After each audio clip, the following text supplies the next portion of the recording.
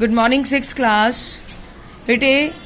ਅੱਜ ਆਪਾਂ ਇਸ ਵੀਡੀਓ ਦੇ ਵਿੱਚ ਪਾਠ 12ਵਾਂ ਕਰਾਂਗੇ ਮੌਰਿਆ ਤੇ ਸ਼ੁੰਗ ਕਾਲ 300 ਈਸਵੀ ਪੂਰਵ ਤੋਂ 200 ਈਸਵੀ ਪੂਰਵ।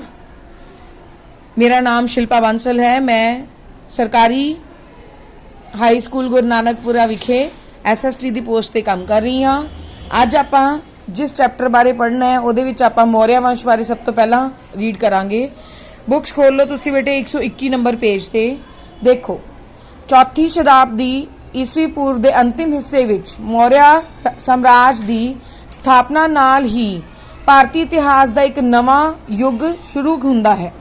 326 ईस्वी पूर्व विच सिकंदर जेड़ा मकदूनिया का एक महान यूनानी जे तुसी लाइन टिक कर लो ने भारत उत्ते हमला किया।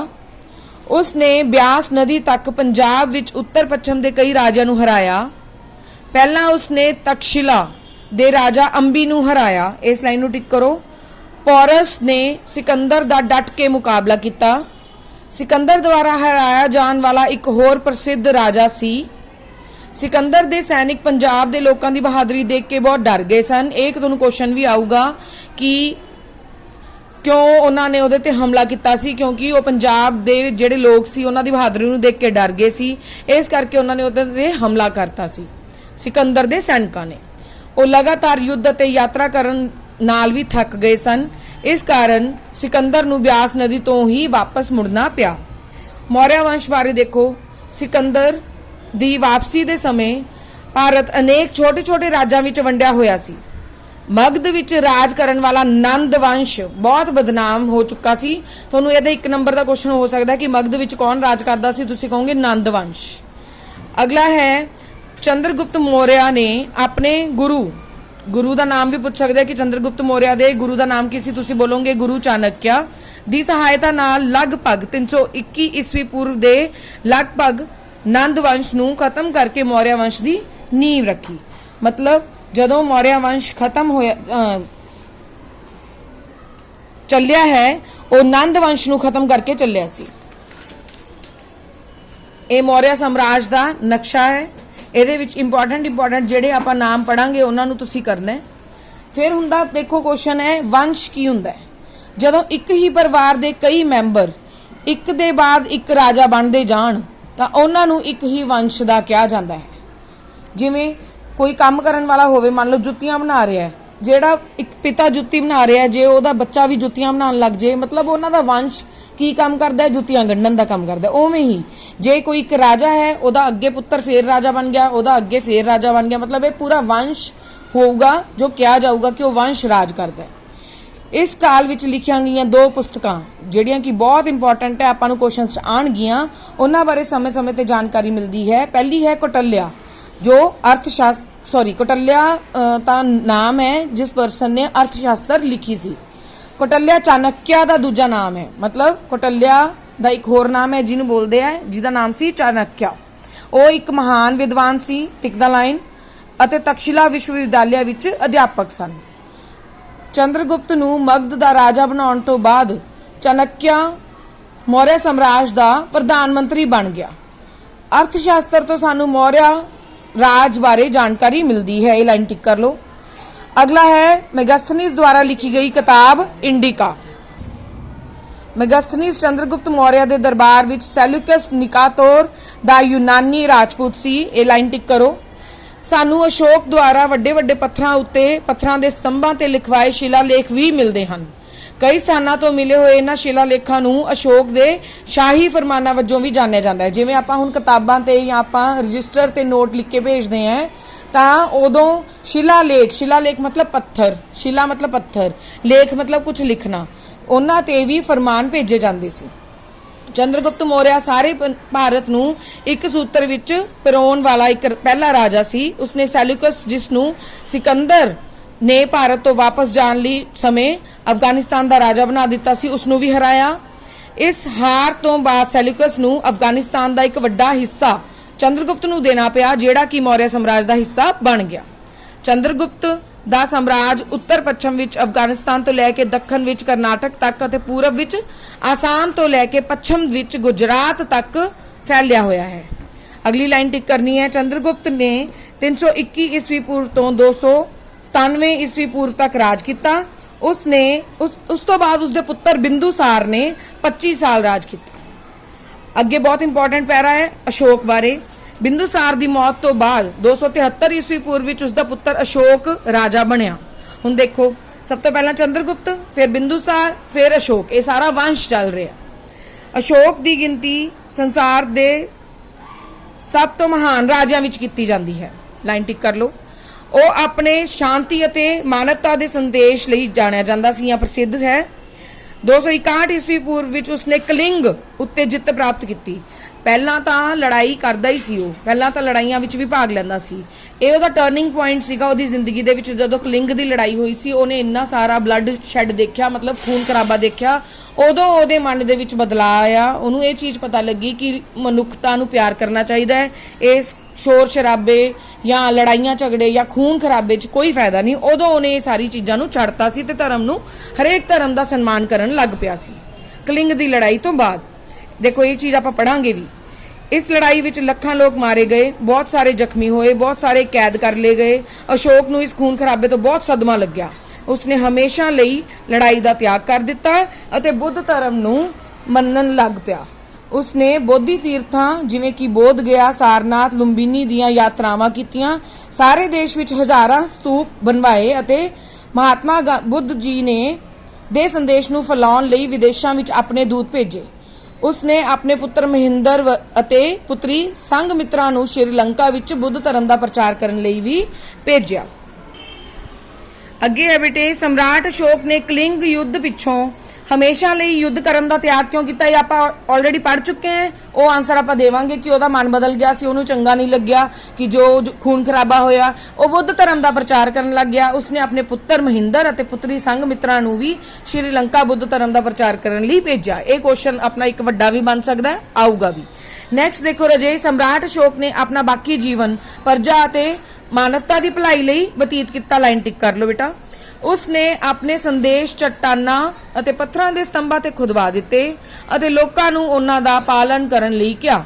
ਮਤਲਬ ਇਹਨਾਂ ਨੇ ਇਹ ਚੀਜ਼ ਤਾਂ ਕੀਤੀ ਸੀ ਕਿ ਜੋ ਮੇਰੇ ਉਪਦੇਸ਼ ਹੈ ਜਾਂ ਜੋ ਮੈਂ ਸਿੱਖਿਆਵਾਂ ਦੇ ਰਿਹਾ ਜਾਂ ਜੋ ਦੱਸ ਰਿਹਾ ਉਹ ਲੋਕਾਂ ਤੱਕ ਸਹੀ ਪਹੁੰਚਣ। ਇਹ ਨਹੀਂ ਕਿ ਕੋਈ ਕਿੱਧਰ ਕੁਝ ਹੋਰ ਬਣਾ ਦੇ, ਕੋਈ ਕੁਝ ਬਣਾ ਦੇ। ਉਸਨੇ ਸ਼ਿਕਾਰ ਖੇਡਣਾ ਛੱਡ ਦਿੱਤਾ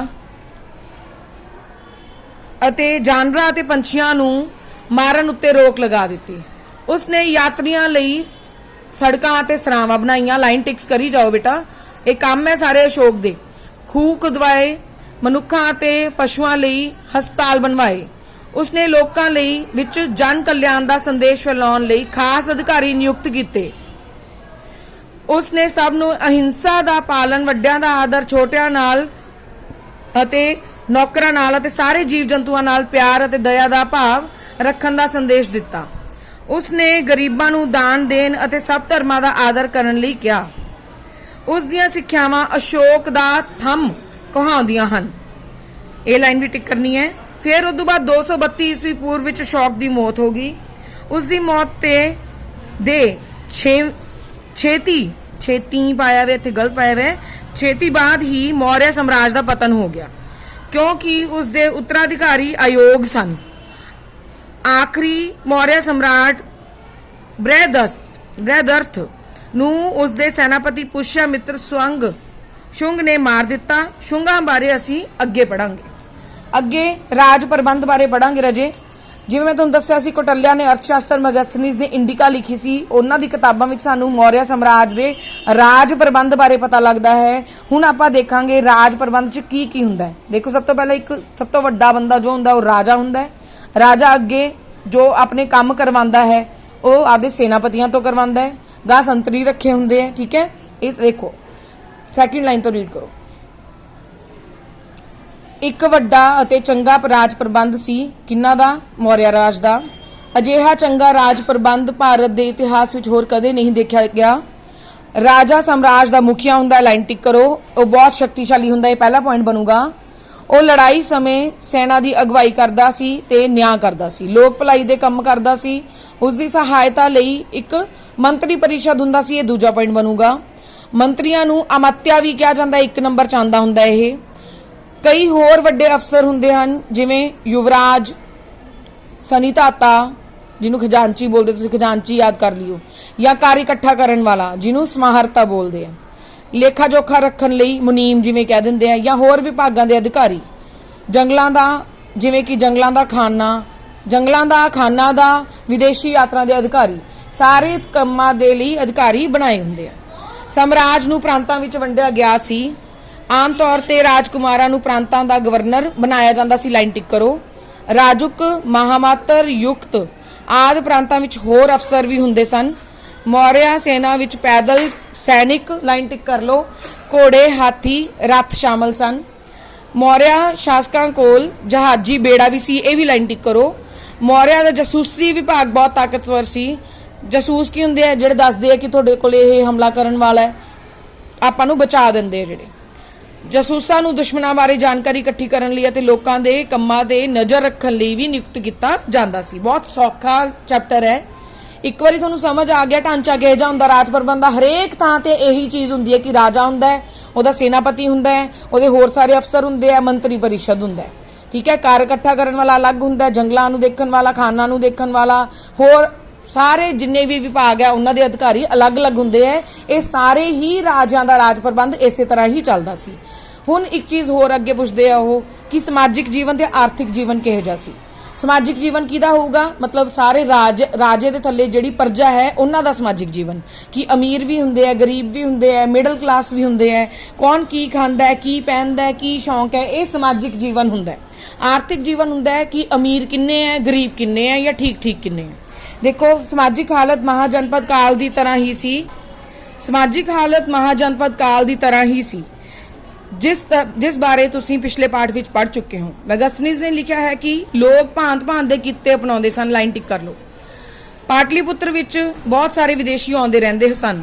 ਤਕਸ਼ਲਾ ਤੇ ਪਾਟਲੀਪੁੱਤਰ ਅਤੇ ਵਾਰਾਣਸੀ ਸਿੱਖਿਆ ਦੇ ਮਹਾਨ ਕੇਂਦਰ ਸਨ। ਲਾਈਨ ਟਿਕ ਕਰੋ। ਤਕਸ਼ਲਾ ਵਿੱਚ ਮਹਾ ਵਿਸ਼ਵ ਵਿਦਿਆਲਿਆ ਵੀ ਸੀ। ਇਸਤਰੀਆਂ ਨੂੰ ਪੂਰੀ ਆਜ਼ਾਦੀ ਸੀ। ਵੱਖ-ਵੱਖ ਧਰਮਾਂ ਦੇ ਲੋਕ ਇਕੱਠੇ ਰਹਿੰਦੇ ਸਨ ਤੇ ਇੱਕ ਦੂਜੇ ਦਾ ਆਦਰ ਕਰਦੇ ਸਨ। ਮਤਲਬ ਬਹੁਤ ਚੰਗੀ ਸਿਚੁਏਸ਼ਨ ਸੀ, ਚੰਗੀ ਅਵਸਥਾ ਸੀ ਸਮਾਜ ਦੀ। ਰਾਜ ਪ੍ਰਬੰਧ ਕਰਨ ਲਈ ਕਰ ਲਗਾਏ ਜਾਂਦੇ ਸਨ। ਹੁਣ ਜਦੋਂ ਦੇਖੋ ਕੋਈ ਰਾਜ ਚੱਲੂਗਾ ਤਾਂ ਪੈਸੇ ਵੀ ਤਾਂ ਹੋਣੇ ਚਾਹੀਦੇ ਆ ਨਾ, ਤਾਂ ਲੋਕਾਂ ਤੋਂ ਟੈਕਸ ਲਿਆ ਜਾਂਦਾ ਸੀ। ਕਰ ਦਾ ਮਤਲਬ ਹੁੰਦਾ ਟੈਕਸ ਲੈਣਾ। ਆਮ ਤੌਰ ਤੇ ਉਪਜ ਦਾ 6ਵਾਂ ਹਿੱਸਾ, 1/6 ਹਿੱਸਾ ਮਤਲਬ ਹੁੰਦਾ 6ਵਾਂ ਹਿੱਸਾ।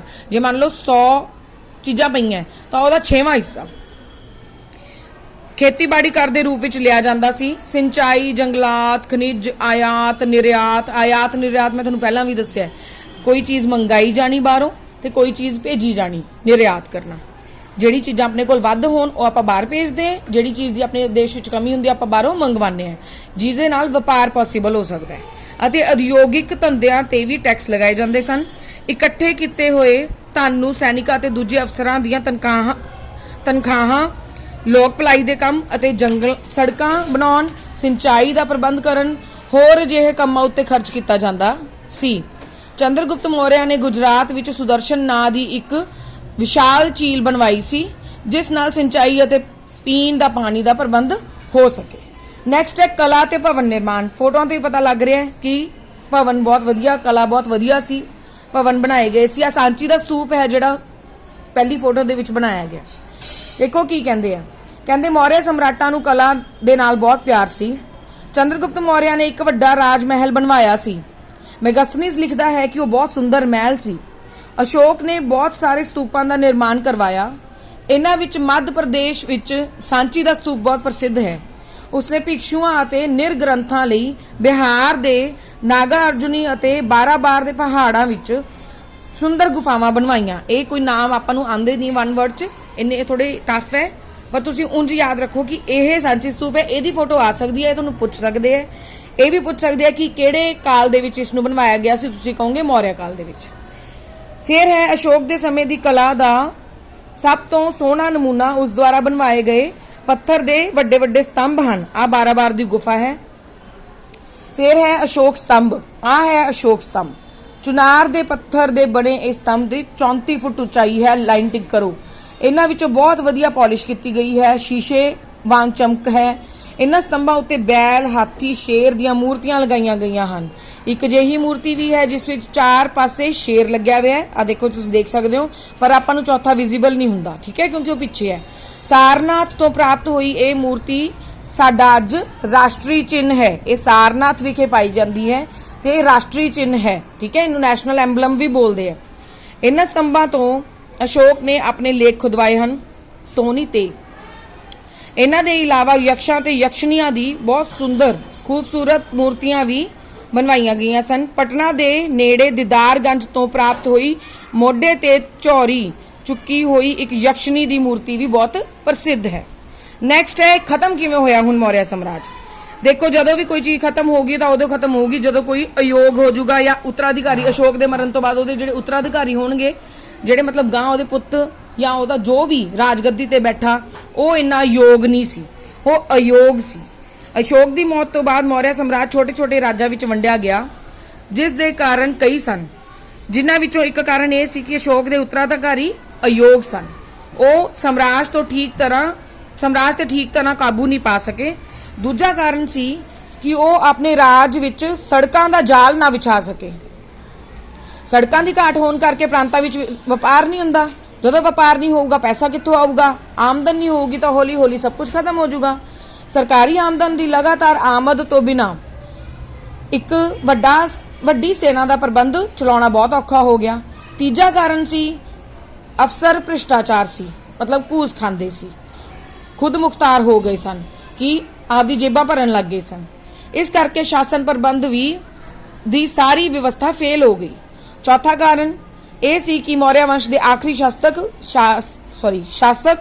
ਬ੍ਰਿਹਦਰਥ ਦਾ 184 ਈਸਵੀ ਵਿੱਚ ਪੁਸ਼ਯਮਿੱਤਰ ਸ਼ੁੰਗ ਨੇ ਕਤਲ ਕਰ ਦਿੱਤਾ। ਇਹ ਲਾਈਨ ਆਪਾਂ ਜਮਾਂ ਸਟਾਰਟਿੰਗ 'ਚ ਪੜ੍ਹੀ ਸੀ, ਜਿਸ ਕਰਕੇ ਮੌਰਿਆ ਵੰਸ਼ ਦਾ ਪਤਨ ਹੋ ਗਿਆ।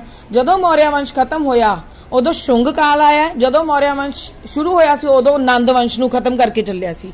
ਮਤਲਬ ਇਸ ਪਾਰਟ 'ਚ ਆਪਾਂ 3 ਵੰਸ਼ਾਂ ਦੇ ਨਾਮ ਪੜ੍ਹੇ। ਨੰਦ ਵੰਸ਼ ਨੂੰ ਖਤਮ ਕਰਕੇ ਮੌਰਿਆ ਵੰਸ਼, ਉਦੋਂ ਬਾਅਦ ਸ਼ੁੰਗ ਵੰਸ਼ ਆਇਆ।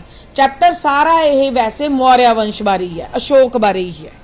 ਅੱਗੇ ਮੌਰਿਆ ਸੈਨਾਪਤੀ ਪੁਸ਼ਯਮਿੱਤਰ ਸ਼ੁੰਗ ਨੇ ਅੰਤਿਮ ਮੌਰਿਆ ਸਮਰਾਟ ਬ੍ਰਿਹਦਰਥ ਨੂੰ ਮਾਰ ਕੇ 184 ਈਸਵੀ ਪੂਰਵ ਵਿੱਚ ਰਾਜਗੱਦੀ ਪ੍ਰਾਪਤ ਕਰ ਲਈ। ਉਸ ਦਾ ਵੰਸ਼ ਸ਼ੁੰਗ ਵੰਸ਼ ਦੇ ਨਾਮ ਨਾਲ ਜਾਣਿਆ ਜਾਣ ਲੱਗਿਆ। ਪੁਸ਼ਯਮਿੱਤਰ ਇੱਕ ਸ਼ਕਤੀਸ਼ਾਲੀ ਰਾਜਾ ਸੀ ਜਿਸ ਨੇ ਕਈ ਜਿੱਤਾਂ ਪ੍ਰਾਪਤ ਕੀਤੀਆਂ। ਉਸ ਦੇ ਸਮੇਂ ਵਿੱਚ ਯੂਨਾਨੀ ਹਮਲਾਵਰ ਮਿਨਾਂਦਰ, ਇਹ ਕੁਐਸਚਨ ਚ ਆਊਗਾ ਵਰਡ, ਮਿਨਾਂਦਰ ਨਾਮ ਹੈ ਬੰਦੇ ਦਾ, ਨੇ ਭਾਰਤ ਉੱਤੇ ਹਮਲਾ ਕੀਤਾ।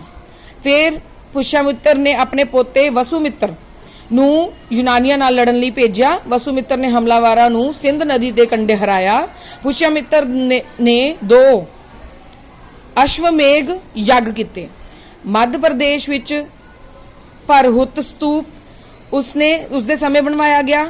ਇਸ ਦੇ ਬਾਅਦ ਉਸਦਾ ਪੁੱਤਰ ਅਗਨੀਮਿੱਤਰ ਰਾਜਾ ਬਣਿਆ। ਛੇਤੀ ਹੀ ਸ਼ੁੰਗ ਕਾਲ ਦਾ ਵੀ ਅੰਤ ਹੋ ਗਿਆ। ਇਹ ਸੀ ਤੁਹਾਡਾ ਮੌਰਿਆ ਵੰਸ਼ ਤੇ ਸ਼ੁੰਗ ਕਾਲ ਬਾਰੇ ਥੋੜਾ ਜਿਹਾ, ਮੌਰਿਆ ਵੰਸ਼ ਬਾਰੇ ਪੂਰਾ ਵਿਸਥਾਰ ਦੇ ਵਿੱਚ ਪਾਠ। ਇਹ ਤੋਂ ਬਾਅਦ ਆਪਾਂ ਇਹ ਕੁਐਸਚਨਸ ਤੇ ਤੁਹਾਡਾ ਕੰਮ ਹੈ ਕਿ ਤੁਸੀਂ ਇਹਦੇ ਖਾਲੀ ਥਾਵਾਂ ਘਰੋਂ ਭਰ ਕੇ ਲਿਆਣੀ ਹੈ, ਸਹੀ ਗਲਤ ਮੈਚ ਕਰਕੇ ਲਿਆਣੇ ਹੈ, ਮਿਲਾਨ ਕਰੋ ਮੈਚ ਕਰਨੇ ਹੈ, ਸਹੀ ਗਲਤ ਕੱਢ ਕੇ ਲਿਆਣੇ ਹੈ।